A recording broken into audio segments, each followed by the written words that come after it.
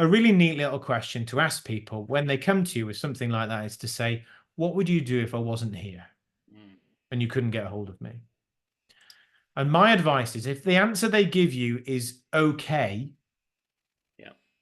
not a car crash, if it's okay, then say, great, do that. Now, the temptation is just to say, oh, well, I'd do this, or and you could do that, or and you can do the other. Mm. Go with what they own and what they suggest. Afterwards, you can talk with them about what else they could have done and where it could have gone, but get them to the point that they own it and not you.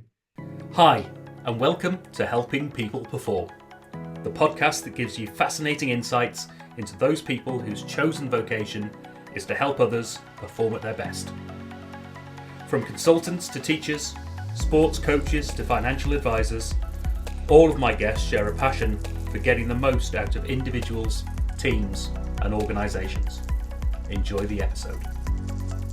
Everybody, and welcome to another episode of Helping People Perform. Delighted to be joining the studio today, all the way from the Leicestershire area, I believe. We have leadership speaker, educator and coach, and a bit of an author as well. TEDx speaker. Just been listening to the TEDx speech before this actual call. Delighted to have on the show today Peter Anderton. Welcome, Peter. Hi, Paul. It's a delight to be here. Thanks for inviting me to be on the show. Oh, I'm sure this is going to be absolutely fantastic. We met off the back of a joint podcast connection in Jens Heitland, so big shout out to Jens, and hope this episode is as great as your one with Jens. So let's start off by giving the audience a bit of a background into what have you done to get you where you are today? So where I am today is a leadership expert. Ah, what an awful term, expert, isn't it? So it's all about leadership, and it's about helping leaders get better results from their teams without everything depending on them. Right, How I got there isn't necessarily the traditional route, because I'm actually an engineer by training. right, And the interesting thing is I've taken all those principles of engineering and brought it into organizations and leadership. mm, And really there's quite a strong correlation between the two. So to sort of summarize very briefly, I started off as an engineer. I was involved initially as a continuous improvement consultant, I was called at the time, which always makes me laugh because I was green and wet behind the ears, straight from university, knew nothing. But that was how I started off. Moved into the food industry, so I got tired of improving other people's areas and wanted to improve my own area. right, So I became a production manager in the food industry. Started off on mini cheddars right. and various other. I was moved on to chocolate hobnobs, which was the problem line of the entire factory.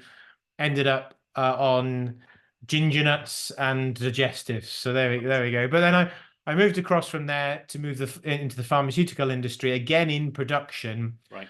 But at some point, within a few years there, I shifted from production and I crossed over to the dark side and I joined HR. Oh, And I absolutely loved it. It was one of the best. One of my first role in HR was one of the best roles I ever had.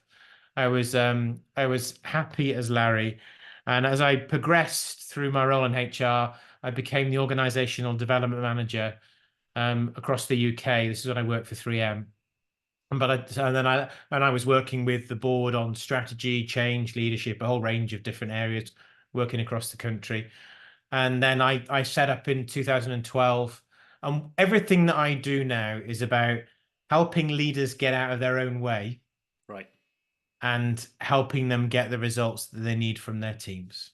Oh, wonderful! And I know we were talking before recording here about the some of the parallels in our background. You know, your hobnob stories and my sausage making stories. You know, we've got that shared engineering by trade and production management route, and going into the realms of people management, leadership. And yeah, just helping others perform at their best. And you know, that's the reason I put this show together, was to sort of highlight the great work that's done in that area, but also to sort of shine a light on the fact that there are all these different roles and ways of Mhm. using your skills and your backgrounds to take little turns in life, and you never know where it's going to get you. So wonderful to hear that engineer to HR into sort of leadership expert. And it always brings a smile to my face as well, because I used to work for Shell Research back in the day in laboratory piece, and one of the technicians used to say to me, "An X is a has been, and a spurt is a drip under pressure." So never call yourself an Absolutely. expert. So yeah, nicely put. Brilliant stuff. So tell me a bit about what you do today. Then who do you help and how do you help them? So there's a lovely mix actually that I work with. So I've got I coach the CEO of an organization that would measure their turnover in billions, Right. right the way through to entrepreneurs of smaller organizations, where you're looking at a turnover of like 30 to 40 million. So quite a spectrum Yeah. from a few million up to billions. And interestingly enough, starting to get others coming into the mix as well. There's been a few smaller businesses that got in touch with me, which I wouldn't initially have focused my attention on. But there's a key there's a key piece that I deliver where, and this it's very appropriate for entrepreneurs, where often they've built a business that depends entirely on them, Right. Yep. which is not leadership. Mm, And I help them create a shift where they can build a team that delivers whether they're there or not, right. and that allows them either to exit from the business, to retire knowing things will continue to deliver. There's organizations that obviously more and more businesses are doing things like employee ownership trusts, Yeah. but the business needs to still keep delivering after they've gone. So there's some interesting areas that are starting to open up and develop, which weren't where I was initially focusing my attention. Right. No, it's certainly an interesting angle, isn't it? Because as you say, I mean, having gone into the world of entrepreneurship, shall we say, only a couple of years ago, in my scheme of things, I've always been employed, and realizing that difference between it's all about you, and if that's the route you're going, or you can take a different angle and make it into a business that isn't about you, but at some point you need to make that decision, and and generally you'll need support in how to do that as well, because it's Yeah, not an easy thing to absolutely. do, is it? No. Yeah, So when absolutely. you're working with these people, are you generally working on a one-to-one level? Are you working with teams? How do you operate? So all of the above, really. So there's three key areas that I would focus on. So one is the one-to-one executive coaching. Right. As I said, I'll work with quite a wide range of leaders, senior leaders Right. that I'm working with. The second level then is I can work with a whole team, Right. and I'll completely shift the way in which they're working together. When you create real alignment in a leadership team, you can achieve just about anything. Mm. But then I'll also work with either mixed groups or entire organizations through running leadership development events. So there's a 3-day program that I run that's absolutely transformational Right. because it deals with the mindset of leadership. It's not about, oh, here's a load of models and here's a load of tools and techniques. And if you learn all of these things, then maybe one day you'll be able to apply them. Yeah. It's about building leadership into the way that you work through building it into the way that you think. Right. But I'll speak at keynotes at various events and conferences with hundreds and hundreds of people. So occasionally thousands. Right. Oh, brilliant then. And you talk there about the shift that can be achieved and the performance improvement that can be achieved by just you said about aligning teams. What does that look and feel like? Can you give us an example of generalized in terms of you've gone in, this is the situation, and where's it? What have you done to get them out the other end? So what there are three key ingredients to a high performing team. What if I said, right then, Paul, write me a recipe of all the things you need to create a high performing team. Whatever you give me, I could put into one of three columns. Right. One is connection. You need a team who are actually connected and coming together. You see this in national sports teams. They're packed full of stars, Yeah. but if they can't work together, they're consistently beaten by lesser sides. Right. The other is potential. Mm. So there's a level of skill and experience that I need, but I need to help them be at their absolute best. Yeah. And then the third is reason. Why should I get out of bed in the morning? Why should I care? What is it all about? What's the mission? What are we trying to achieve? And if you get those three things in place really effectively in a team, this is the kind of alignment that you create. So, when it comes to connection, Henry Ford famously said, "Get everybody moving forward together, and success takes care of itself." Right. If I think of an example, one organization that I worked with, we got them to the point that they stopped. And actually, I say one organization, I do this with loads of organizations. Too often, they have the real conversation in the corridor afterwards, not in the meeting room. Mm. So, one of the first things we'd really get to grips with in terms of what this looks like is getting them to have the honest conversation in the room, be it virtual or otherwise, Right. not afterwards, because that's like a cancer that eats away at a team. And that's usually where I'd start around trust, around enabling them to actually get into constructive conflict, have the real conversation. Mm. I'd start there. Then there's an element of how you actually develop and what change it is you're focusing on. Too often, leadership teams are trying to change everything. And the alignment I create, it's basic physics, really. If I've got a desk in front of me, if I try and take a big block of wood and hammer it into the desk, it's not going to go very far. If I take a nail and focus the same force onto that, it'll go straight into the desk. Right. So I get them to really, and there's a lot of resistance here because they want to do everything, but get them to realize, well, if we could really, really get aligned behind the one thing that's most important for us to really deliver this year. And yeah, there's other stuff going on. I'm not pretending that there isn't, Mm. but this is the one thing that we're really aligned on making happen. Then again, you align the force behind that. Too many leadership teams end up going a mile wide and an inch deep. But you line up the force behind that. And the progress, what's interesting about it is the progress and the momentum that they start to build by being focused as a team actually allows the other stuff to start to happen because it can become sort of self-perpetuating. And then in terms of um so that's the sort of the focus element. In terms of them being the best that they can be and how they work with their people, Mm. there's some really powerful stuff that you can think about. By the way, there's lots of elements. I'm just picking out some parts, but there's some key parts to think about in terms of communication, because the way in which we communicate with our teams will either develop them or it will deplete them. Right. And I get them to communicate with their teams both on a one-to-one basis and a team basis, where they're starting to draw the answers from the team and develop and strengthen the team in the process, rather than dishing out the instructions and telling everybody what they need to do. Right. Seeing how the interactions they have, they develop the team in the process. So developing them becomes a natural process. Okay. It becomes second thought. And what that gives you then is a team that are constantly getting better and better. It's built into the way that they work together. Yeah. Those are just some examples. There's lots more that we could talk about that I would bring into a team to make a shift. But once you get that right, as an example of one team that I worked with, they set themselves, their problem was growth. They set themselves a 3-year stretch target, and it was a stretch target. Yeah. In 3 years, this is the extent to which we want to grow. Well, by reaching the level of alignment that we got them to, they exceeded that in less than 12 months. Right. That's what you can do Yeah. if you create alignment. Mm.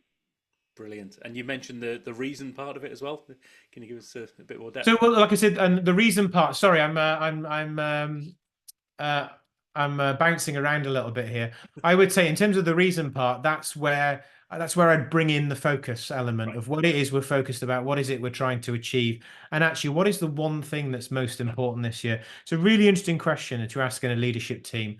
So, in this next 12 months, what's the most important thing that we need to achieve? And I guarantee you'll get more answers than there are people in the team.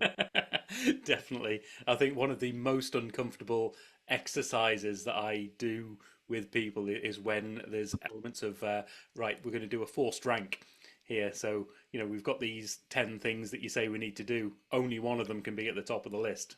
And it can be a very uncomfortable thing for people, can't it? It is, and what often happens, I know when I worked for 3M, this was a terrible technique that was used. People just end up recategorizing things, so it looks like there's fewer things when really they're the same number. Interestingly enough, I forget the exact dates, but when the word priority came out, it was singular. Okay. There was no such thing as priorities because it means the thing that's on top. Right. And I think the plural version didn't come out till the 1940s. Very interesting indeed. Yeah, I think a lesson for us all on that one. Yeah, definitely. Oh, and I've just written down there. I love a good acronym or something like that in CPR. There's plenty of teams and businesses that need a good bit of CPR in terms of their connection potential and their reason as well. So Absolutely. yeah, I love it. Um, Brilliant. And what sort of you sort of said about organizational size there. Do you specialize in any industries, or do you find this approach works no matter what sort of an industry or background the people you're working with are from? Yes, as in it does work across all areas, whether it's public or private sector, whatever industry it is. More and more, I'm becoming more interested in focusing my own professional services industries. Okay. So that's where I find myself focusing my attention. However, the principles work across all areas and across all leadership teams. Yeah, yeah, and it's a difficult thing, isn't it? Of particularly when you're a small organization or even an individual yourself as a practitioner, you can't be it all for everyone, and it's often about where you want to take things, what gives you the energy and the drive, and where you get the best results. So Yeah, yeah, lessons for absolutely. us there. Oh, brilliant! And so you've been doing this. Did you say 2012? You've been. So independent, I mean, obviously I was doing a lot of these things before in paid employment, but yeah, I've been doing this independently since 2012. Yeah. Yeah, so that's I mean that's a huge amount of experience and stories I'm sure you could tell there. But in terms of the things that keep you motivated and the things that keep you on top of your game, what do you do to help yourself perform? Because I think this is a key element to anyone who's helping others perform. They need to be on top of their own game as well. So, what are the sort of things that you do to keep yourself on top? So I'm going to give you um I'm going to give you three answers to that question. Two of them are positive and one of them is negative. So I'm currently going through the process of finding ways to focus my energy and attention doing more of what I love and outsourcing all the stuff that drains me. Right. So that's the current project that I'm working on, so I'll get to the point that it's just about the conversations that I have. It's just about the events that I run. It's just about the talks that I give, Mm. and I focus my attention on those, and everything else just sort of magically falls into place for me. So that's a current goal for me because we spend too much of our time doing stuff that we hate. And the beauty of being an entrepreneur is that good news, you're your own boss. Bad news, you're your own boss. But the good news is I can make those choices. I can invest elsewhere to make sure that I don't have to do the things that I don't want to do. So that's probably the number one at the moment. Yeah. The other one is to have something that's beyond you and beyond the business. Now, obviously, family is a core part of that. Mm. Um, I'm a Christadelphian. I'm part of a community there. It's actually a lay community. We don't have any paid clergy or anything like that. We run it all ourselves, and I'm a part of that, and that gives me quite a special community to be a part of. Right. And it's something really key to help you focus beyond yourself and beyond your immediate needs or those of your clients. Mm. And I think that element and the spiritual element that comes from that is a really important part of what I do. The negative one, then I'd say, is the physical one because it's time for me to get back on track with this, and I'm working on some of it. But a couple of years ago, I had an accident where I fell off a ladder and damaged my spine. I was in a bit of a mess, to be honest. And before that, I used to cycle, I don't know, 4 or 5 times a week. Mm. I used to love it. And I've probably cycled about a dozen times since that Right. accident. And that's one of the things. I mean, they talk literally about getting back on your bike again, don't they? So I need to get back on my bike. And I think, well, if I can get that right, it's the perfect time of year. So to refocus my energy on making that happen, that would be a really cool thing for me because it clears my head. Yeah. I feel physically better as a result. And there's a few pounds that I've added on recently that would actually start to shed if I was a little bit more active as well. So there's perhaps three answers: two positive and one that needs work. Brilliant. And I think so many lessons for everyone within that, myself and the audience as well, in terms of, what I heard from there is, focus on the things that you love doing. and find ways to sort of delegate, move out, those things that aren't giving you joy and passion and driving your own performance. Have something wider and bigger than yourself that you can focus on, something different that allows you to connect with other people and to do something that's beyond just your own focus and beyond your day-to-day operation as well. And then the final one is that, it always comes back, is that physical exercise, the movement, no matter what it is, a short walk, a getting outside, all the way through to cycling, climbing mountains, doing triathlons, whatever it is that drives you there. But those things, and I'm the same, by the way, I'm very much in terms of, I always want to do more after I've done it, and it's just getting the stage of doing it because it does you good. So yeah, it's lots of great stuff out there. Now, I did want to touch back a little bit though, because I talked about the TEDx talk and the piece you did there, but can you give us a bit of a flavour? I'll put the connection, the link into the show notes so that people can listen, because it is a fantastic talk. But can you just give us an overview as to what that's all about, and sort of, because it does tie in with a lot of what you do right now, isn't it? Yeah, it's when it comes to leadership, you can get to the point where, with all the research that's been done nowadays, the feeling is, well, actually, if you do these 100 things, you'll be a fantastic leader. And even if you manage to master those 100 things, as soon as your back's turned, somebody's added another 50. So it's become this almost impossible expectation, the degree of complexity that surrounds leadership. I passionately believe the work that's been done over the years should have made it clearer, and we've just confused it. Right. If I speak to 20 different experts on leadership, I'll get 40 models. Right. And you try and piece all of that together, and you get some sort of incredibly complex chemical formula you need to be a university professor to understand. This is why people think you need to do an MBA to understand leadership. Right. And it is just so wrong. I passionately believe that whilst leadership is not easy, it is simple. And everything we need to know about leadership comes down to two rules. And once we get those two rules right, everything starts to fall into place.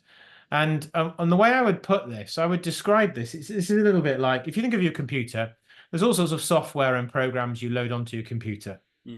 Great. Okay. Some of them are better than others. Some of them you use, some of them you never get to. You sort of think, oh, that could be useful. Load it on, and then lo and behold, you haven't used it in 3 years. But what I'm interested when it comes to leadership is not the programs that we load in, although there's some very useful programs you can load in. It's the operating system. Right. Because when your operating system isn't right, everything crashes all the time. Nothing works.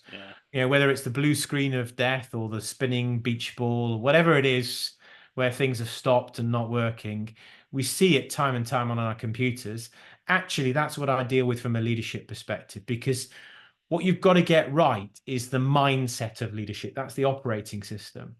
And the mindset of leadership is based squarely on these two rules. When you really adopt these two rules, and it's not enough to know them, by the way. People, oh yeah, I know what those rules are. I've heard Peter talk about them before. You have to get them. Right. And you have to apply them to get the value. And I take it, if people want to know what those two rules are, the thing to do is listen to your TED talk, right? Well, I guess it's a place to start, isn't it? And I'll tell you, let's start for start for 10. Rule number 1. And if we had more time, I could prove it to you.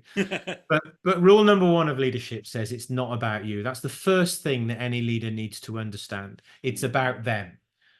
The critical thing to get our heads around, what rule number 1 says to us, is it's not our job as leaders to deliver the result. Our job is delivering the team who deliver the result. Right. And whilst there are times when we're in a crisis and we need to get down into the trenches and roll up our sleeves and make it happen, which absolutely I'm behind doing when we need to do that. If we're always down there in the trenches with the team doing the stuff, who's working out how to get out the trenches? And fundamentally, we have to recognize there's a shift in mindset. My job isn't delivering the result. It's not all about my ideas or my way of doing things or my ego or me getting it over the line. Actually, I know whether I'm dealing with an outstanding leader by looking at the team. Right. not by looking at the leader. Mm. And that's all based on rule number one. And when any of you, anybody listening to this podcast reflects back on the best leaders and the worst leaders that they've ever worked with, the difference is always rule number one. For the worst leaders, it was all about them. Right. For the best leaders, their focus was on the team Mm. and making the team become the best that it can be and getting it to the right place. Brilliant. I couldn't agree more on this one. I think this is absolutely fundamental, not only in the rule itself, but also, just the whole approach to the fact that it is mindset. Mindset needs to shift if you want to move from getting things done to helping a team get things done. Yes, stop searching for the silver bullet, the new Yeah. tool and technique that will solve all your leadership problems, and shift your mindset. And that begins with rule number one. Without, if you think about this, you end up in this scenario where imagine if a conductor sacked the entire orchestra, 3 days before their main performance because the conductor decided they could play the individual parts better. Right. Or the football manager who runs onto the pitch 15 minutes into the match to take striker's position. Or perish the thought, the business leader who recruits talented people and then ends up doing the work themselves. Surely that would never happen. Surely never. Surely never. That's people who've tripped over rule number one. And if you're at the point where you feel like things only work when you're there, yeah. If you're the only one who gets it, you're the only one who cares, and you worry about taking annual leave because you've got no idea what you're coming back to, and quite frankly, you're spending hours on your email whilst you're away, then you've forgotten, you've tripped over rule number one. And the secret is to get back to rule number one. I help leaders do that. I help leaders create a team that deliver whether the leader is there or not. And the shift there for the leader and for the team is almost magical. Brilliant. So let's move on a little bit in terms of if you could help any sort of individual or team or organization with the skill set you got, who would you want to really make an impact on? So for a few years, I've been focusing on the mid-sized organization, with sort of hundreds rather than thousands of employees. Yeah. But what I'm starting to realize more and more, this goes back to something we touched on earlier, that there's a number of entrepreneurs that have started really interesting businesses, but it all depends on them. And they've built a team, it could be, 10, 20, 50 people, it could be in the hundreds. Things only work when they're there. They can never switch off. They can never take a break. They can never go and do something else. And rather than actually going into business on their own to create freedom, they're shackled to the business. Well, I can change all of that. When leaders work with me, we create an incredible shift that takes them off in a totally different direction. And in fact, one of my coaching clients, we were just having a conversation earlier today. Two things actually are interesting goals for him. One is he's going to take a month off later this year without taking his laptop. Yeah. That's not something he could ever have considered 6 months ago. And the second one is he set himself a date by which he's actually going to leave the UK and set up a new branch of his business elsewhere whilst the UK branch continues to deliver without him, which I think is a really brilliant idea. So he wants to set it up so it'll all run, it'll all still happen, and he's off doing something else. Brilliant. Awesome stuff. And let's switch that around a little bit then and say, if you could sit down and have a coffee, have a drink, have a meal with somebody who you think could really help you up your game and lift your performance, who would you want that to be? You mentioned this briefly before we started the call, and I've struggled with this, and I think there are two answers that I would give to this. One of them will make sense to a lot of people, and won't make sense to a lot of people as well. So practically, there's a really old book called From Good to Great. You're probably familiar with it, by Jim Collins. Yes. And there's so much timeless wisdom in there that I think is incredible. I'd love to sit down and have a chat, have a coffee with him about how he went through that entire process, and particularly the story about how he understood level 5 leadership and the ultimate leadership that came through from there. And the other one, of course, given what I said to you early on about my background, would be Jesus, because the principles that he taught, he taught about the principle that if anybody would be great amongst you, let them be your servant. And he he fundamentally, that's rule number one of leadership. We've got to stop looking at organizations, and we've been talking about this for years, haven't we? Stop looking at organizations as a pyramid with the top person at the top and invert the whole thing and recognize their job is supporting everybody else who's ultimately supporting the people that they're working with on the coal face. Yeah. And I think there's so many principles that I could pick up in a conversation there. That would be something special indeed. Yeah, I'm sure. Fantastic. And if you were to then leave the audience with one key sort of thing to think about, one key point about helping themselves perform or helping their teams perform, what would be one key point from today's conversation? So I'll take this as a build on rule number one says it's not your job to deliver the result. It's your job to deliver the team who deliver the result. Mm. And if you haven't created a team that can function without you, then you haven't succeeded as a leader. So what I would say is there's a really useful question to ask when people come to you for a solution, because often they do. Yep. It's easier just to give the answer sometimes, isn't it? And just to say, here's the answer. Here's what we're going to do, whatever it is. But of course, the more that happens, the more you get that, weighed down by all of this stuff that you end up carrying Yes. as a result. A really neat little question to ask people when they come to you with something like that is to say, what would you do if I wasn't here and you couldn't get a hold of me? And my advice is if the answer they give you is okay, Yeah. not a car crash, if it's okay, then say, great, do that. Now, the temptation is just to say, oh, well, I'd do this, or and you could do that, or and you can do the other. Go with what they own and what they suggest. Afterwards, you can talk with them about what else they could have done and where it could have gone, where better, but get them to the point that they own it and not you. And I would say that little question, what would you do if I wasn't here? Is probably one of the most powerful questions any leader can ask. Yeah, really powerful question. I love that add-on in terms of just go with that if it's good enough, because I think the temptation as a leader is to at that point get people to do more, and that's a crucial element in terms of Well, and you see this in leadership. I've seen, there's one of my coaching clients has made a huge shift, but I describe him as cursed, but not as you would expect, actually. This is somebody who's cursed by the fact that he was genuinely better at everything that his team did. right.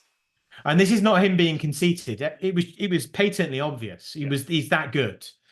But he was like, if you picture like a Hollywood film where they're in a high-end restaurant and you've got this master chef there, and everything comes through him or her. Right. And they make everything better. There's a little stir here, a little addition there. And what happens at that point is you become the bottleneck for the team. That's exactly where he was. And he's created a massive shift now as a result. In fact, I bumped into one of his team at a conference a few months ago. It was a bit awkward because I couldn't talk about what we'd been doing, but she'd obviously knew I'd been working with him. He must have said. And she said, thank you for what you've done, because the impact on him and on the team has been phenomenal. And that all came back to recognizing that, well, whilst he could make everything better and people used to bring everything to him to make it better, he just became the bottleneck and he made himself and everybody else miserable. It's not the way to go. It doesn't work. Brilliant. What a lesson. And finally, then, how do people find out more? How do they connect with you? Where do we point them? So I would say definitely link up with me on LinkedIn. Yep. So that's a place to connect, and I'm pretty active on LinkedIn. I could do more, but I'm reasonably active on LinkedIn. I'll be on there a few times a week. And the other thing I would say is, and I know you're going to put the link in the show notes, but I've created a leadership self-assessment that's really, really simple, but very, very powerful. Ask some really important questions. You can self-evaluate yourself using these questions, and the process will create a report for you. And you can find that at www.theinspirometer.com. The Inspirometer. And I will have that along with your LinkedIn profile and things like that. We'll have that in the show notes, and also a link to the original leadership 3-day course that you mentioned, so people can get Yeah, absolutely. And we get some fantastic results there, all by building the mindset and then adding everything else. Yeah, Yeah, what a lesson, and what a way to end. Let's focus on the mindset. Let's help ourselves perform and help others to perform through it. So much great stuff. Really enjoyed this conversation, and thank you so much for the amazing insights today, Peter Anderton. My pleasure, Paul. Thanks for having me on the show. Thanks so much. Cheers now. Take care. All the best. Bye. Thanks for listening to today's episode. If you liked what you heard, then please give the podcast a rate, review, and share. I'm Paul Teasdale, and from sausage making to banking, oil and gas to Formula One, I help people perform. If you'd like to find out more and have a conversation, contact me via helpingpeopleperform.com.